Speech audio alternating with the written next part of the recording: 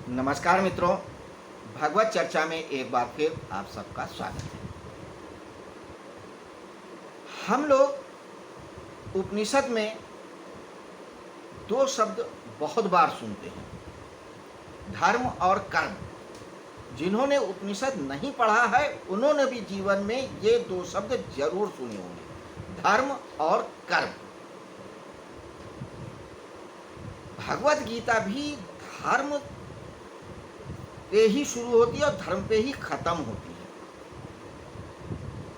और धर्म और कर्म को लेके ही ये पूरी भगवत गीता रची है। पहला श्लोक ही है, धर्म क्षेत्रे कुरुक्षेत्रे संवेतायुत सुवा माम का पांडवस किम कुर्वत संजया। तो इस श्लोक में धर्म और कर्म की ही बात किया है। धर्म क्या है? धर्म है हमारा स्वभाव, जो हम हैं, और कर्म जो हम करते हैं वह कर्म है। जो क्रिया हम करते हैं वह कर्म है, जो हम हैं, जो हमारा स्वभाव है वही धर्म है। जिस दिन हम अपने स्वभाव को जान लेंगे, जानते हैं, विस्मरण हो गया, याद कर लेंगे, उस दिन हम सारे संशय से दूर हो जाएंगे, सारे युद्ध के पार चले जाएंगे। कारण क्या है? धर्म कभी गलती नहीं करता है, कर्म से गलती हो सकती है, क्योंकि कर्म हम करते हैं, और धर्म स्वभाव है, स्वभाव ही चैतन्य है, परमात्मा है। तो धर्म गलत नहीं हो सकता है, कर्म गलत हो सकता है जो हम करते हैं। कर्म होता कैसे है?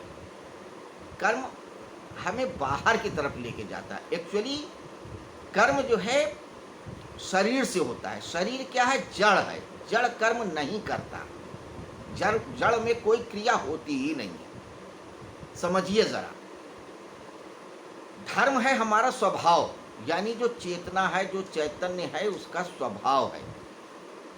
और चैतन्य कर्म नहीं करता है, आत्मा कोई कर्म नहीं करती है, कोई क्रिया नहीं करती है, और जड़ कोई क्रिया करने में सक्षम नहीं है। तो फिर ये कर्म होता कैसे है? एक्चुअली जब आत्मा यानी चैतन्य और जड़ का योग होता है तो क्रिया हो जाती है। आत्मा यानी जो चैतन्य है, सिर्फ उसकी उपस्थिति से क्रिया होती है। इसको कई बार बताया गया है बहुत सारी दार्शनिक और आध्यात्मिक उदाहरणों में, कि जैसे बिजली है, विद्युत है, विद्युत की उपस्थिति में जल बनता है हाइड्रोजन और ऑक्सीजन से। अगर हाइड्रोजन और ऑक्सीजन को मिला दें तो बिजली, पानी नहीं बनेगा। पानी तभी बनेगा जब हाइड्रोजन और ऑक्सीजन में विद्युत प्रवाहित की जाए। या पानी को तोड़ें तो उसमें करंट होता है, लेकिन पानी को तोड़ दें तो उसमें कोई करंट दिखेगा नहीं, लेकिन उस करंट की वजह से कार्य बहुत होते हैं, क्योंकि उसमें जो बिजली है वही कार्य करा रही है। लेकिन अगर आप पानी को तोड़ो तो उसमें करंट नहीं दिखेगा। ऐसे ही जो कर्म होता है शरीर में यानी जड़ में, वो सिर्फ आत्मा के चैतन्य की उपस्थिति से होता है। कर्म करता कौन है वैसे? शरीर और मन। कर्म आत्मा नहीं करती, शरीर करता है या मन, और दोनों ही जड़ हैं। अगर शरीर कर रहा होता तो आप मुर्दे के जेब में पैसा रख दो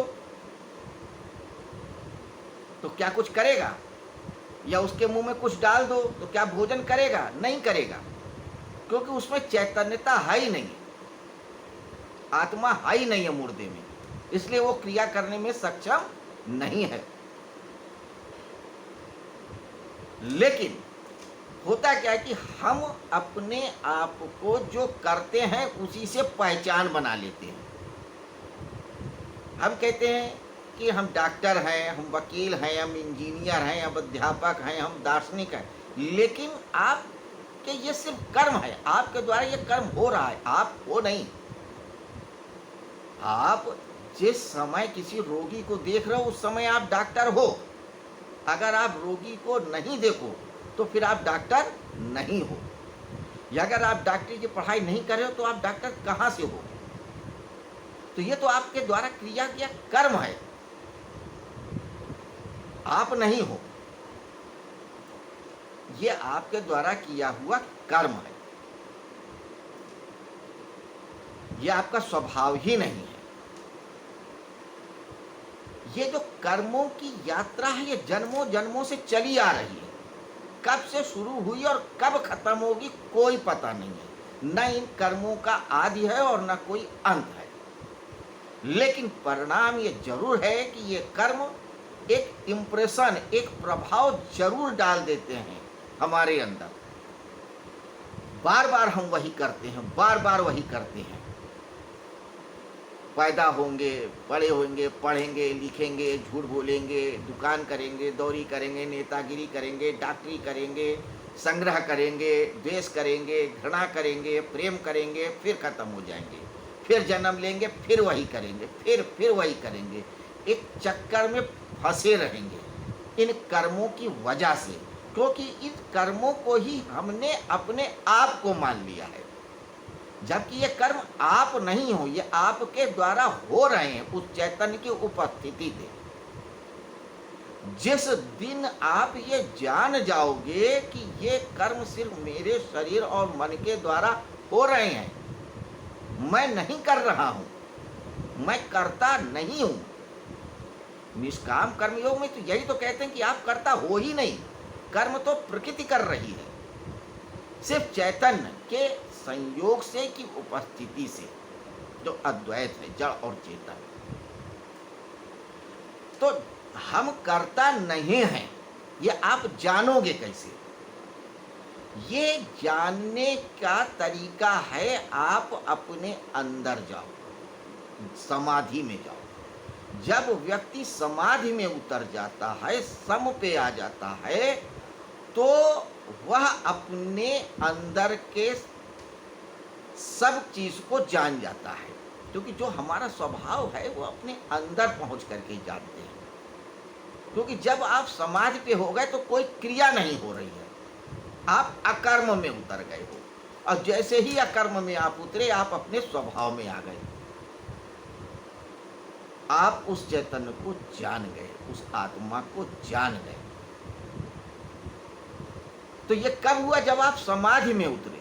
समाधि में जब उतरे, समाधि में सम पे आ गए, कोई क्रिया ही नहीं हो रही है, आप अकर्म में आ गए। इसीलिए समाधि को लोग कहते कि समाधि में उतरना, समाधि में होना होता है, किया नहीं जाता है, समाधि में हो जाया जाता है। अगर करना होता है तो वो कर्म बन जाता है, और कर्म आपका स्वभाव नहीं है, स्वभाव तो धर्म है। तो इसलिए स्वभाव समाधि में हुआ जाता है।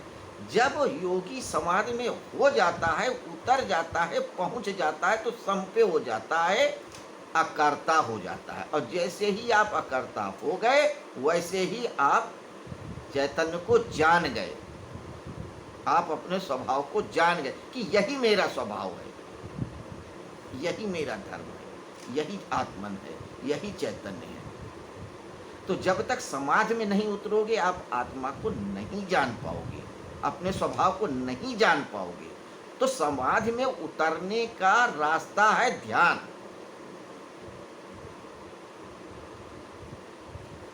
इसीलिए भगवान श्री कृष्ण ध्यान के बारे में बता रहे हैं, ध्यान की पद्धति को बता रहे हैं। क्योंकि जब तुम ध्यान में उतरोगे तभी समाधि में पहुंचोगे, और जब समाधि में पहुंचोगे तभी अकर्म में पहुंचोगे, और जब अकर्म में पहुंचोगे तभी आप अपने आत्मा को जान पाओगे, तभी आत्मा से योग हो पाएगा। इस वजह से ध्यान योग की चर्चा कर रहे हैं। अगर आप जान ही गए होते तो ध्यान की जरूरत नहीं है। अगर आप धर्म में स्व में स्थिति होते तो ध्यान की कोई जरूरत नहीं थी। क्योंकि हम स्व में स्थिति ही नहीं है, हम तो पर में स्थित हैं, दूसरे में स्थित हैं। दूसरा क्या कर रहा है। दूसरे ने बड़ी गाड़ी ले लिया है, दूसरे ने नई फैक्ट्री लगा लिया है, दूसरे ने नए डिज़ाइन का कपड़ा पहन रखा है, दूसरे ने चोरी किया है, दूसरे ने चकारी किया है, दूसरे के पास ये है, दूसरे के पास वो, दूसरा दूसरा दूसरा, पर। तो हम पर में स्थित हैं, स्व में स्थिति ही नहीं है। अगर स्व में स्थित होते तो भगवत गीता कब की खत्म हो गई होती। क्योंकि स्व में नहीं है तो स्वभाव को भी नहीं जानते हैं, स्वभाव को नहीं जानते हैं, इसलिए समाज में उतरना पड़ रहा है, इसलिए ध्यान की बातें करना पड़ रहा है, इसलिए ध्यान की पद्धतियां सीखना पड़ रहा है, बताना पड़ रहा है भगवान श्री कृष्ण को। तो जो समता की बात कही है, जो स्थित प्रज्ञ की बात की है, वो सामान्य स्थिति में है।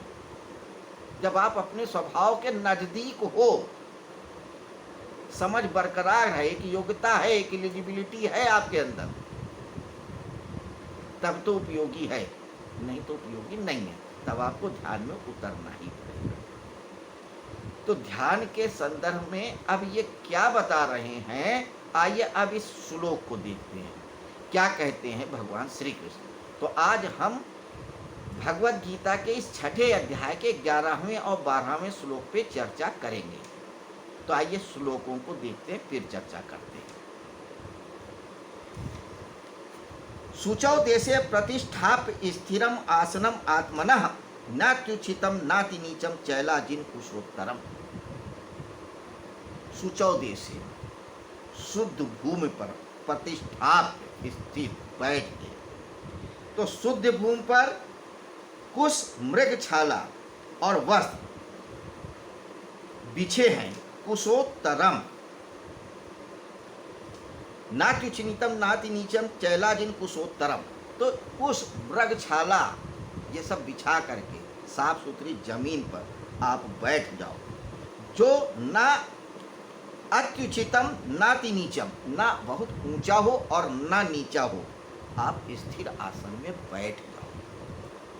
तो क्या कह रहे हैं कि सबसे पहले आप एक स्वच्छ और साफ सुथरी जमीन ढूंढो और फिर उस जमीन पे मृगछाला या कुशा या शेर की खाल को बिछाओ और फिर स्थिर आसन में बैठ जाओ। और आगे क्या कहते हैं, तत्रैकाग्रम मनः कृत्वा यच्चितेन्द्रिय अक्रिया उपविश्यासने युज्यादोगम आत्मविशुद्धये। उस आसन पर बैठकर चित्त और इंद्रियों की क्रियाओं को वश में रखते हुए मन को एकाग्र करके अंतःकरण की शुद्धि के लिए योग का अभ्यास करें। तो ध्यान योग की शिक्षा 3 श्लोकों में दे रहे हैं, 11, 12 और 13। तो आज हम 2 श्लोकों पे थोड़ी सी चर्चा करेंगे और फिर इसी पद्धति पे कल फिर चर्चा करेंगे, क्योंकि वीडियो बहुत लंबा ना हो जाए। सिर्फ इस बात के लिए धीरे धीरे समझे हम बात।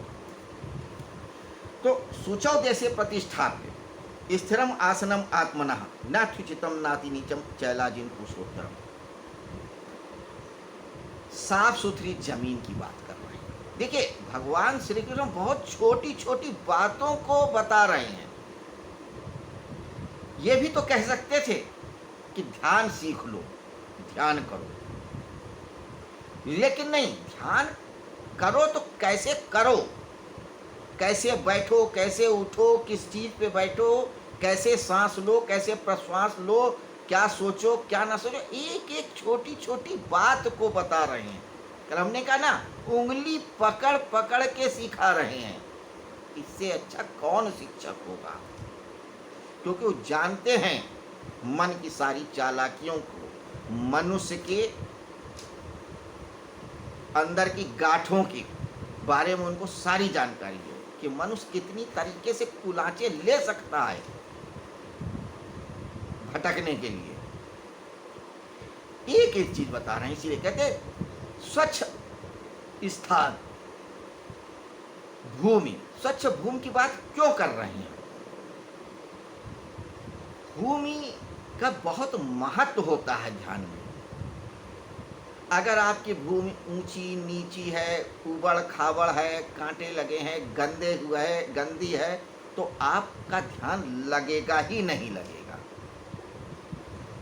बैठे हो कहीं जमीन पे, यूं ही कंकड़ गड़ रहे हैं आपके शरीर में, तो आप बार बार आसन बदलोगे, कभी पैर ऊपर रखोगे, कभी नीचे बैठोगे, कभी कैसे करोगे। गंदे है, वहाँ चींटे हैं, चींटी है, चींटियाँ हैं, मक्खी है, मच्छर है, तो वो आपको परेशान करेंगे। आप बार बार कभी मक्खी भगाओगे, कभी मच्छर भगाओगे, कभी चींटी मारोगे, तो आपकी ऊर्जा तो उसी में लगी है। ध्यान कहाँ लगेगा? ध्यान तो खुजली में लगी है, चींटी में लगी है, दर्द में है, जो कंकड़ गड़ रहा है उससे जो हो रहा है। साफ सुथरी जमीन इसलिए जरूरी है। हाँ, ये ठीक है कि आप सिद्ध हो गए तो कहीं भी ध्यान लग जाएगा, लेकिन जब तक आप साधक हैं तो आपको ये करना होगा। साफ सुथरी जमीन। अब मृग छाल या कुश की बात क्यों कर रहे हैं? वजह है, वैज्ञानिक वजह है। क्योंकि जब व्यक्ति ध्यान में उतरता है, समाधि में उतरता है, तो शरीर के अंदर एक सर्किल बन जाता है विद्युत का, एक ऊर्जा उत्पन्न होती है, एक इलेक्ट्रिसिटी उत्पन्न होती है। वो ऊर्जा अगर वो बाहर जमीन पे चली गई, जमीन बहुत बड़ी सुचालक है, बिजली को एब्जॉर्व कर लेती है, सारी की सारी बिजली एब्जॉर्व कर लेती है। बड़ी बड़ी इमारतों में तड़ी चालक क्यों लगाते हैं? क्योंकि ऊपर से अगर बिजली गिरी तो जमीन सोख लेगी। तो ध्यान में आपकी जो ऊर्जा बनी, विद्युत तरंगे बनी, वो बिजली सोख लेगी, आपको ध्यान का लाभ नहीं मिल पाएगा। इसलिए मृगछाला या कुश की बात करते हैं, क्योंकि ये विद्युत के कुचालक हैं। आपके ध्यान में जो ऊर्जा उठती है उसको वो पृथ्वी में जाने से रोक देते हैं, इसलिए जरूरी है।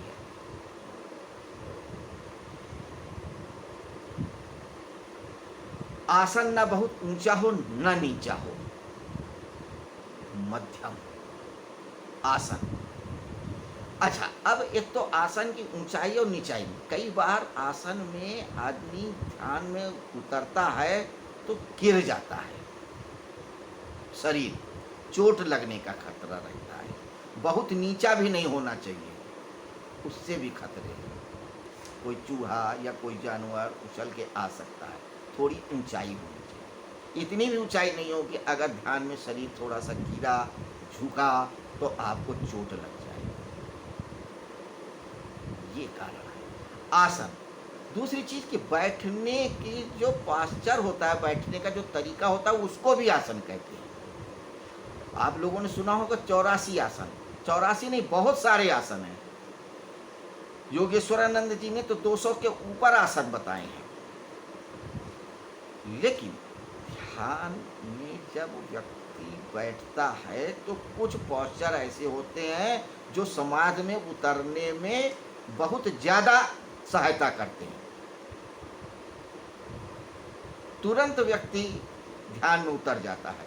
जैसे पद्मासन है, सुखासन है। भगवान बुद्ध और महावीर की मूर्तियों को देखा होगा पद्मासन में, या योगियों को बैठे देखा होगा फोटोओं में, चित्रों में, मूर्तियों में।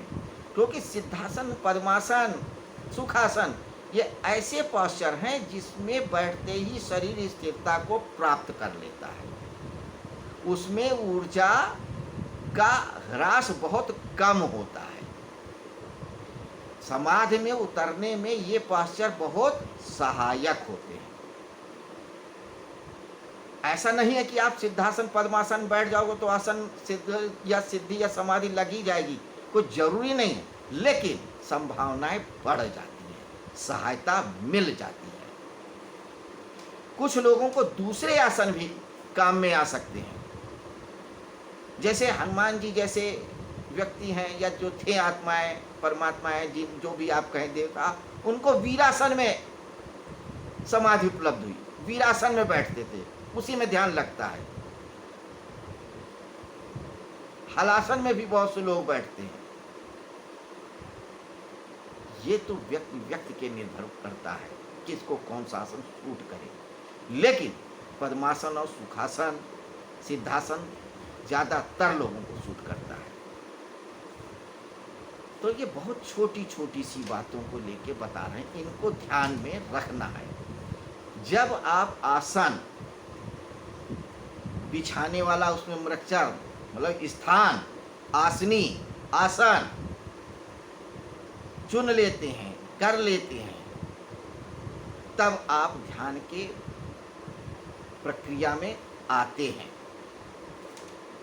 आगे क्या कहते हैं? तत्रैकाग्रं मनः कृत्वा यच्चितेन्द्रिय अक्रिया उपव्यस्यासने युज्यादोगम आत्मविशुद्धये। फिर आसन पर बैठकर चित्त और इंद्रियों को, क्रियाओं को में वश रखते हुए, शरीर तो आपने स्थिर कर दिया अभी, यानी बहिर्करण तो आपका स्थिर हो गया। आपने आंखें बंद कर लिया, हाथ एक विशेष दशा में रख लिए, पैर रख लिए, पद्मासन लगा लिए, सुखासन लगा लिए, यानी कि शरीर जड़ भाग आपका जो है वो स्थिर हो गया। शरीर तो स्थित हो गया, बाहिरकरण आपका स्थिर हो गया, लेकिन अभी अंतःकरण स्थिर नहीं है। तो जब तक आपका अंतःकरण और बहिर्करण दोनों स्थिर नहीं होगा, तब तक आपको अपने अंदर का आत्मन या स्वभाव नहीं दिखेगा, तब तक आप समाधि में नहीं पहुंचोगे, क्योंकि अभी सम पे पहुंचे ही नहीं हो। तो शरीर को स्थिर करने के बाद मन को स्थिर करो। ये जो इधर उधर भागता है, कभी ऑफिस पहुंच जाएगा, कभी दुकान पहुंच जाएगा, कभी ससुराल पहुंचेगा, कभी बेटे पास, कभी बेटी पास, कभी स्वास्थ्य के ऊपर, कभी राजनीति में, कभी पिछली बातों पे जो भूल चुके हैं, कुछ भी भूत भविष्य वर्तमान में कहीं भी विचरण करने लगता है मन। बहुत बहुत सारी चीज़ें याद आने लगती हैं, बहुत बहुत विचार परेशान करने लगते हैं। उन सबको छोड़ देना है, विचारों को हटा देना है, भावों को हटा देना है, चित्त को बिल्कुल शांत कर लेना है। बाहिरकरण को भी स्थिर कर दिया और अंतःकरण को भी स्थिर कर दिया, सम पे आ जाए। तो सम पे आने के लिए अभी और कुछ बाकी है। शरीर को तो फिर भी आपने स्थिर कर दिया, लेकिन मन और चित्त को स्थिर करने में बहुत बड़ी बाधा होती है। उस बाधा को दूर किया जाता है श्वास। प्राणायाम इसीलिए होता है कि फिर प्राणायामों को संयमित किया जाता है। एक विशेष लय और विधि से प्राणायाम किया जाता है। धीरे धीरे फिर हमारी प्राणों की गति यानी श्वास की गति भी मध्यम मध्यम मध्यम और मध्यम हो जाती है, बिल्कुल रुक सी जाती है, बिल्कुल सम पे आ जाती है, बिल्कुल न्यूट्रल पॉइंट पे। जब श्वास भी न्यूट्रल पॉइंट पे पहुंच जाए, शरीर भी बिल्कुल स्थिर हो जाए, तो मन भी स्थिर हो जाता है, चित्त भी स्थिर हो जाता है, आप सम पे आ जाते हैं। जब से सम पे आए तो आप समाधि में पहुंच गए, और जब आप समाधि में पहुंचते तभी आपको आत्मा का अनुभव होता है, तभी आपको अपने स्वभाव की जानकारी होती है। इन छोटी छोटी बातों का ख्याल रखना पड़ता है। इसकी पूरी प्रक्रिया है, मेथड है, विज्ञान है, जिसको गुरुओं से सीखना होता है।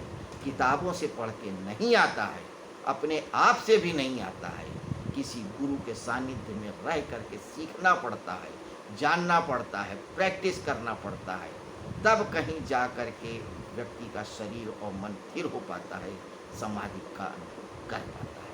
फिर समाधि के आगे भी बहुत सारी चीज़ें हैं। तो अभी तो ये शुरुआत की बातें हैं। तो इन 2 श्लोकों पे हमने चर्चा किया, जिसमें ध्यान योग के संदर्भ में कुछ बातों को बताया, मोटी मोटी बातों को बताया। कल इसी ध्यान योग पे क्या चर्चा करते हैं, भगवान श्री कृष्ण अर्जुन से, ये बात हम कल करेंगे। आज के लिए बस इतना ही। तो मित्रों, आप लोग स्वस्थ रहें, प्रसन्न रहें, ज़रूरत पड़ने पर ही घर से बाहर निकले, ताकि कोरोना से आप भी बचे रहें, आपका परिवार भी बचा रहे और सानंद रहें, ऐसी कामना है। नमस्कार, कल फिर मिलेंगे इसी वक्त इसी जगह। प्रणाम।